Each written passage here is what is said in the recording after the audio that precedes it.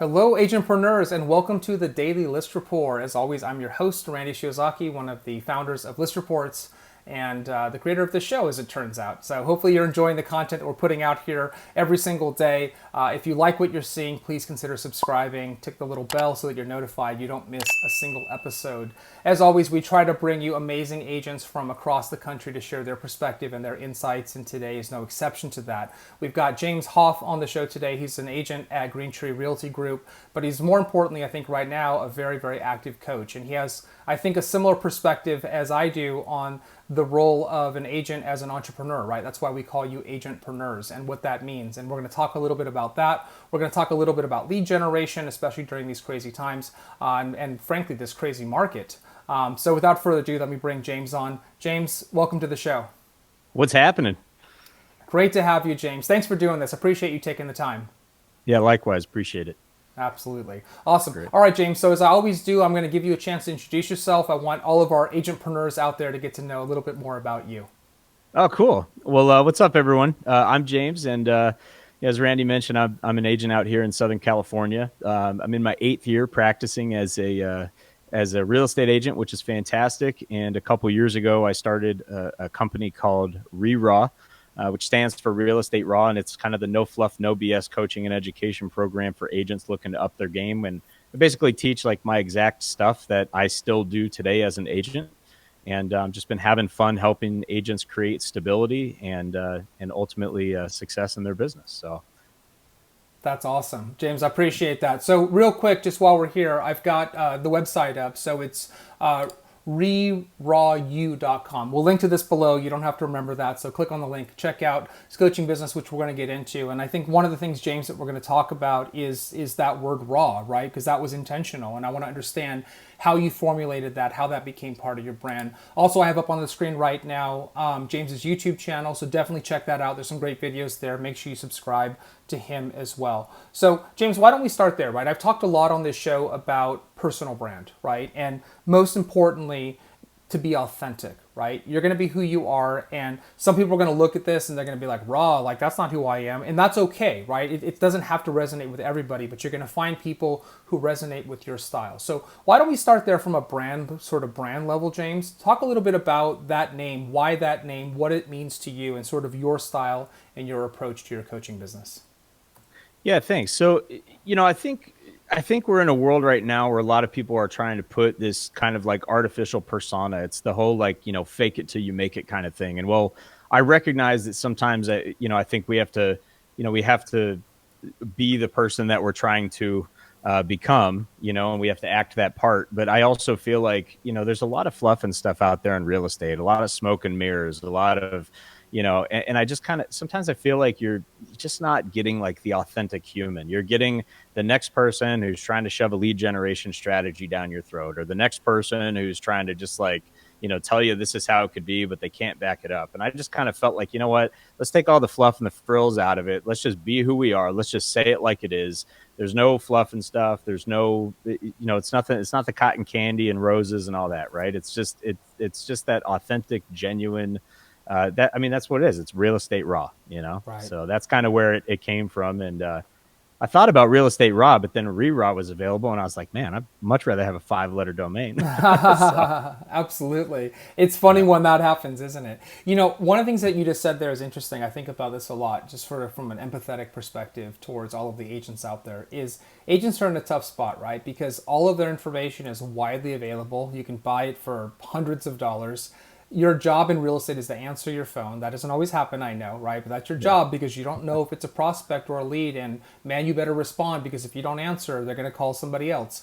And so to your point, you're inundated with sales calls from companies all over the country who are saying, oh, there's a couple million agents out there and I can get them to buy stuff, and I've got the next shiny object or great thing.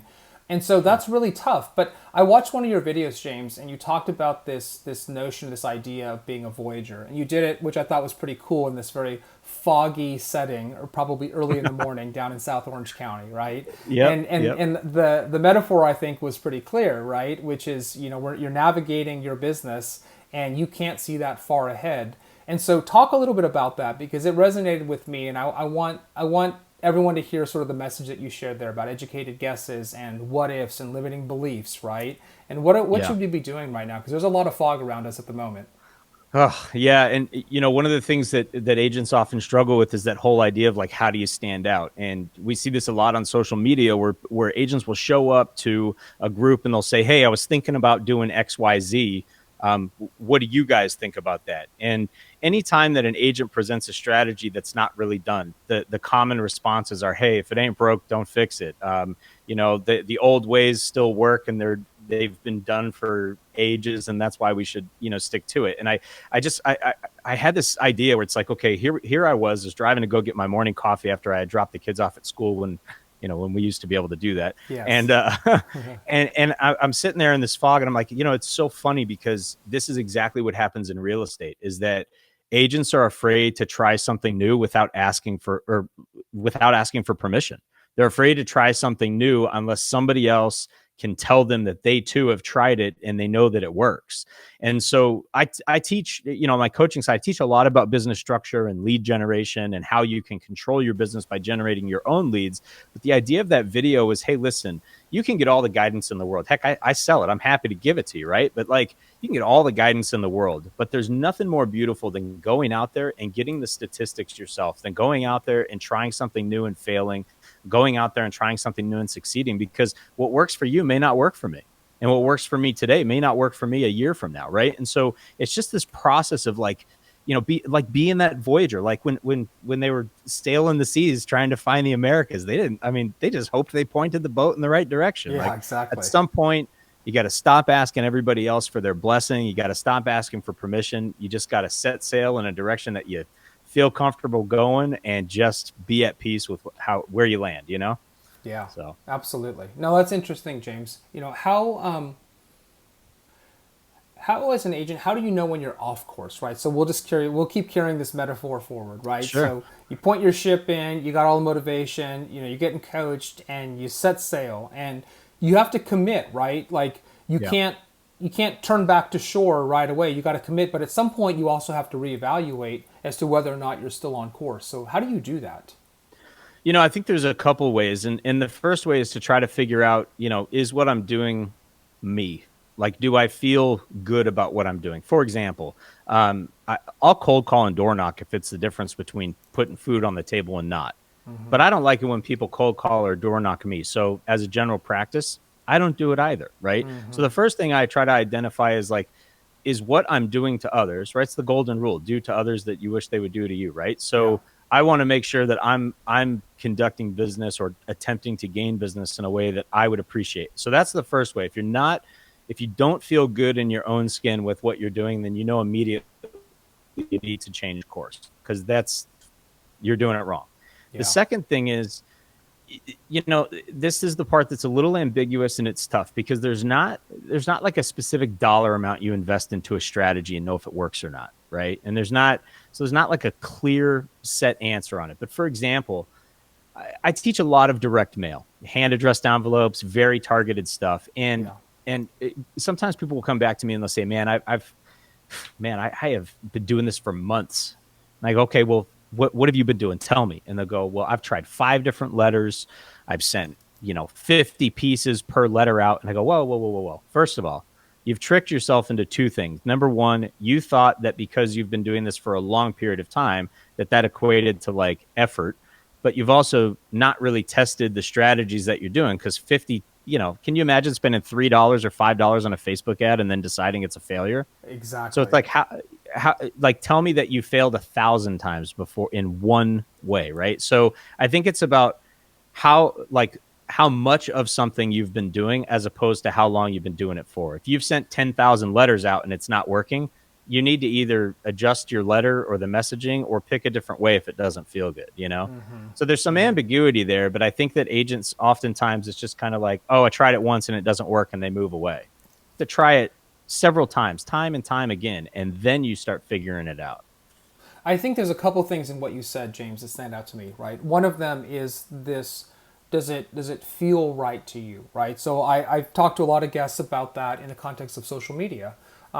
Facebook isn't a platform that I prefer. I don't like Right. this sort of 3 second engagement, right? It's not engagement. I'm not into the vanity metrics. I want real viewership. So I'll take fewer viewers who watch most of the content than a big number with a handful of views. And for me, that's YouTube, right? And I also do longer form content, right? Most of my shows probably are 30 minutes long, and that's not ideal content for YouTube, right? These aren't these 3 minute, 2 minute, like crazy thumbnail stuff, right? But I'm okay with that. So my strategy here, I'm at peace with because it's consistent with who I am. So I like that point that you made there. The second thing that you said, which I think is interesting, is, an extreme example, of course, right? Can you imagine spending $5 on Facebook and then Sure. abandoning Facebook? But I see this all the time, right? I read the forums. Lab Code Agents is a very popular group on Facebook, and I'll read this, and somebody will say, best lead generating tool, go, right? And then the first one's like, I love ABC Company. And the next comment is, I hate ABC Company. And the third one is, I love ABC. It's just all over the board, right? And I think that a lot of times, and this will segue into our lead generation conversation, James, is that people have really weird expectations when it comes to this. I remember having a conversation with an agent. It was like, hey, I spent, I don't know, $200 on this lead source, right? And I thought I was going to get 2 deals. And my response to them as a business owner, right? I run a technology company. If I could generate 2 seller leads for $200, I'm going to become a brokerage. I'm keeping all those to myself, right? Yeah. Like Yeah. there's some disconnect between reality, right, and expectation. And so this is a good segue. I'd love to hear your perspective on lead generation and how you advise your clients and what people are supposed to be doing. Sure. So to step back just for a second and spin off of what you're saying, there's kind of a free training or just kind of I do this sometimes live on Facebook, and I'll do like hey, let's compare cold calling to direct mail, or let's compare Facebook to cold calling, or Facebook to direct mail, whatever, right? And so one of the things I recently did was I was showing people like a difference, not that one's better or worse, but a difference in expectations between a Facebook ad versus a direct mail ad. And what I tell people is, like, for example, Facebook is going to generate a ton of contacts easily and cheap, but not leads. They're contacts. You have to convert them into a lead and then convert them into a client. Right. Direct mail is gonna give you way, way, way, way less leads for a lot more money per lead. But the difference is I don't have to follow up with hardly any of them, and most of them call me.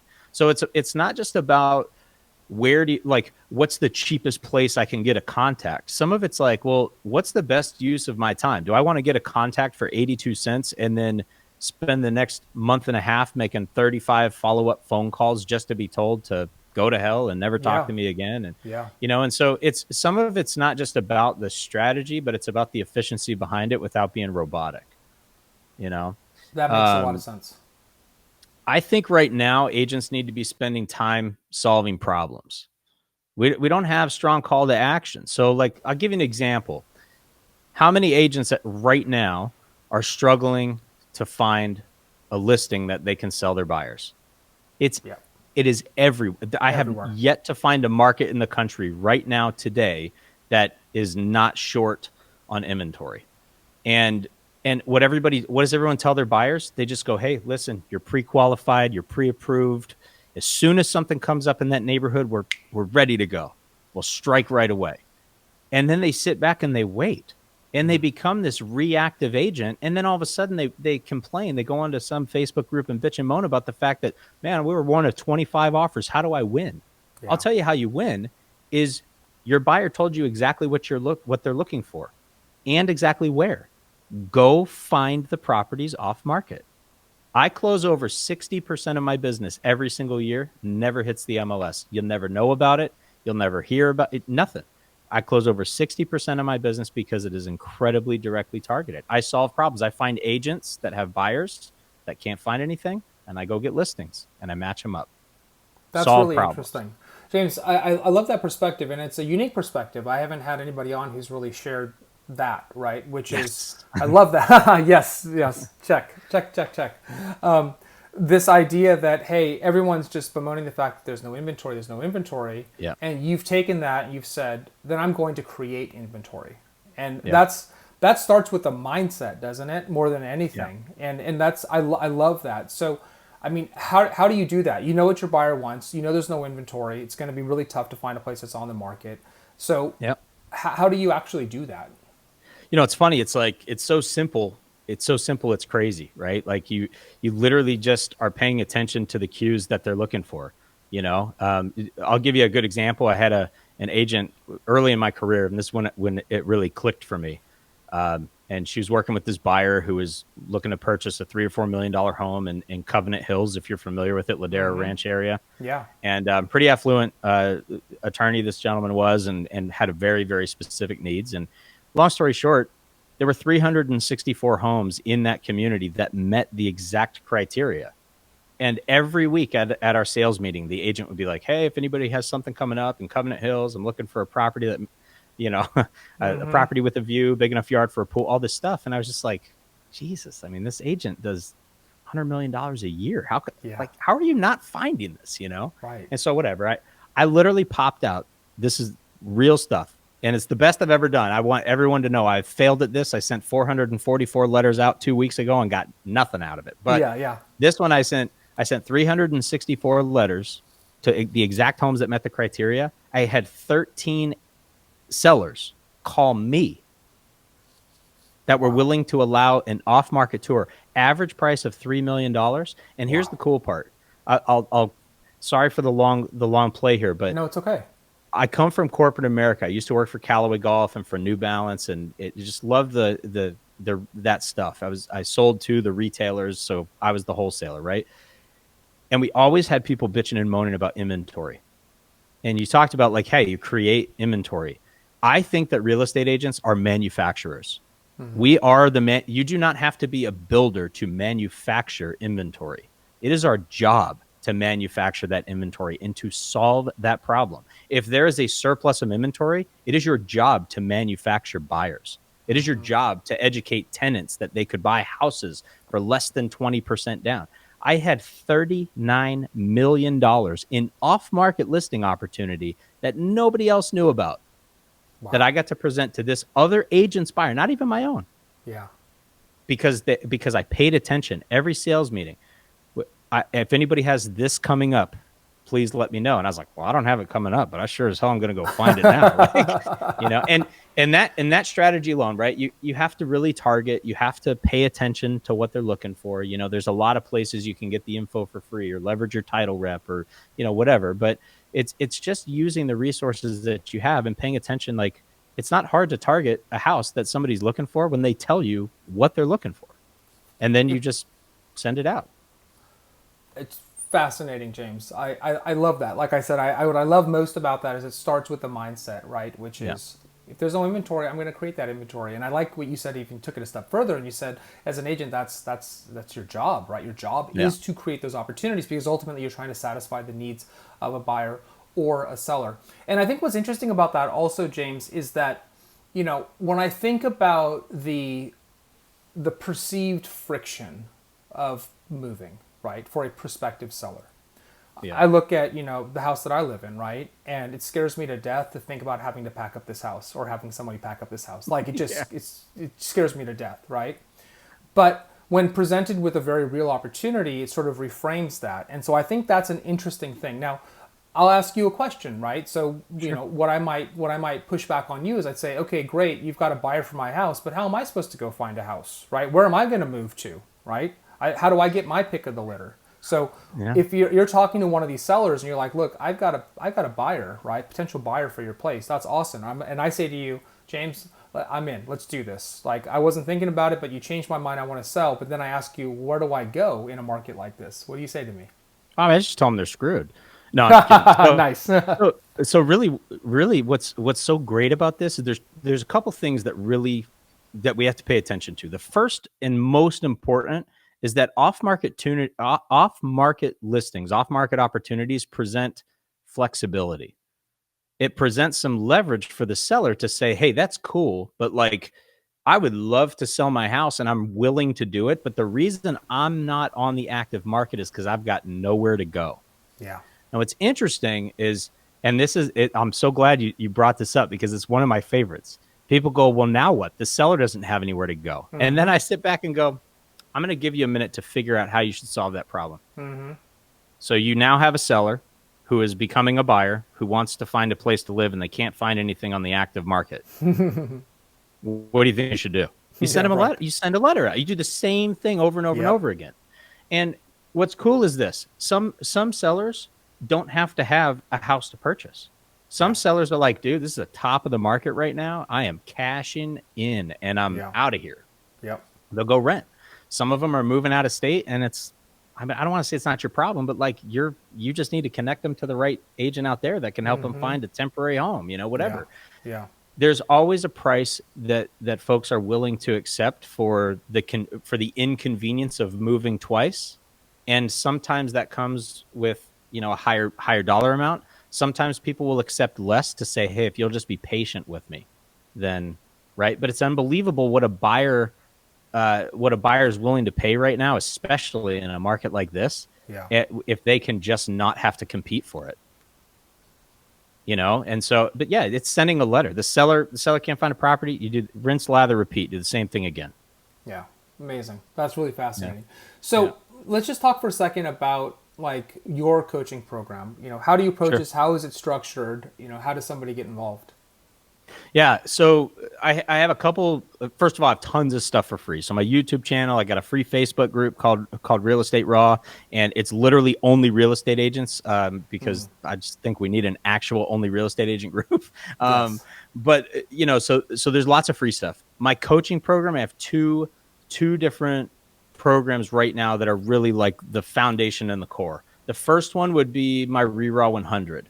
That's a couple $1,000s a year. If you go to reraw.com, it'll take you right to the page where you could join it. And it is a small group coaching program.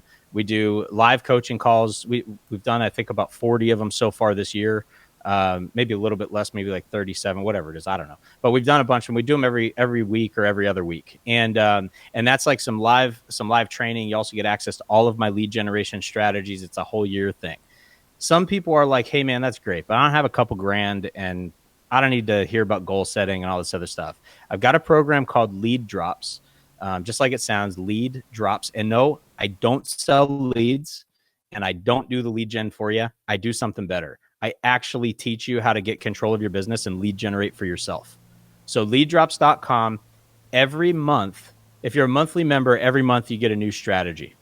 The real secret of Lead Drops is to get into the pro program. It's $197 for the entire year.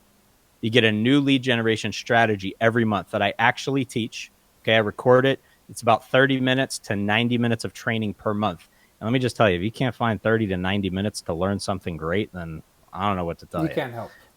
Yeah. But with the Lead Drops Pro, you also get access to my core 4-letter strategies that I sell for $997. I just threw it in the dashboard for nothing. The lead generation strategies you learn every month, I actually sell them for $400 outside of the program, but it's consume it or lose it. So every month, if you don't learn the strategy, it's gone, right? The core 4 stays there. We're building out a swipe file library for social media stuff, email templates and letterheads and all kinds of great stuff. And then I've got a data mining tool. It's Contactical Pro data mining tool. It's normally $50 a month. We give you access to the tool for free so you can learn how to go mine the data yourself.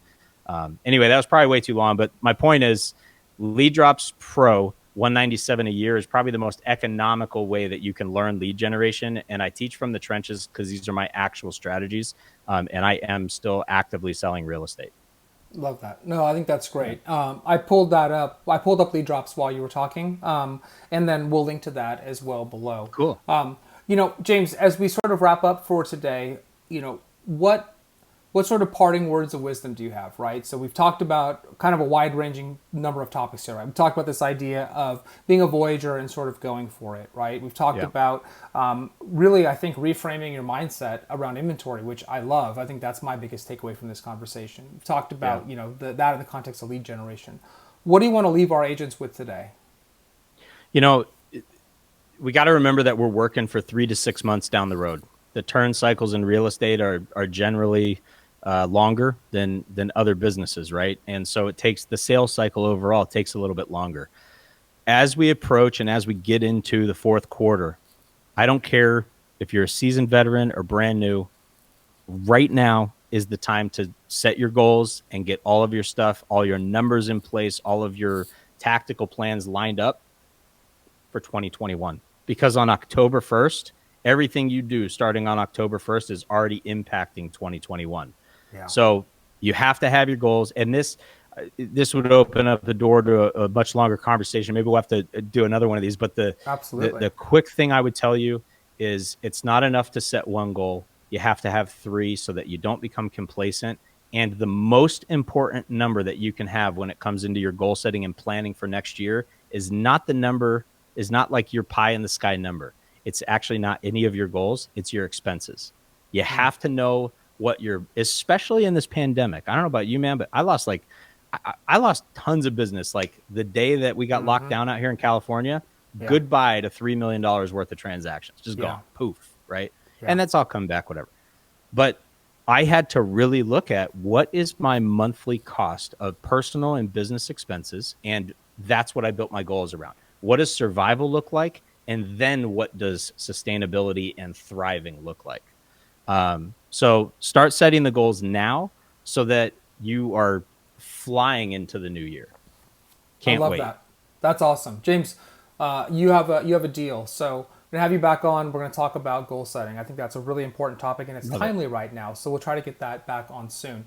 Cool. Hey, James. Thanks for today, man. Thanks for joining. Time always flies, right? It's been 26 minutes. I can't believe that. Like it feels like we just got started, and that's a good sign. That means that we're gonna do this again. Amen. Well, awesome, man. Well, thanks for having me on. As the T-shirt says, real agents work. So got to just make sure you're one of them. And thank you guys for the opportunity to get in front of some folks and hopefully help them out. Absolutely, James. We'll talk to you again real soon. All right, man. Take care. All right, well, there you have it. That was great. I'm really happy to have James on today. I love that real agents work. That is true. I love coaches who also practice. I think that's a critical component when you're picking a coach and you're going to get advice. I think my biggest takeaway from this was this idea about shifting your mindset, right? It is, hey, there's no inventory. You can only limit that for so long. So there's no inventory. Go and create that inventory. Such a great message. So go out and do that. I think we're going to title this episode that because I think that's a really, really great topic. So that's it for today. Again, if you love the show, if you love this content, definitely go check out James's YouTube channel. Let me pull it up again here real quick. Check out James on YouTube. We'll link to that below. And then also, obviously, his coaching programs. You can learn more. If his message resonated with you, you should definitely check that out. Sounds like a really cost-effective and a great program. So until tomorrow, be safe, be healthy, be happy. Get after it. Get to work. Start on your goal setting, frankly. And we'll have James back on to talk about that real soon. See you later.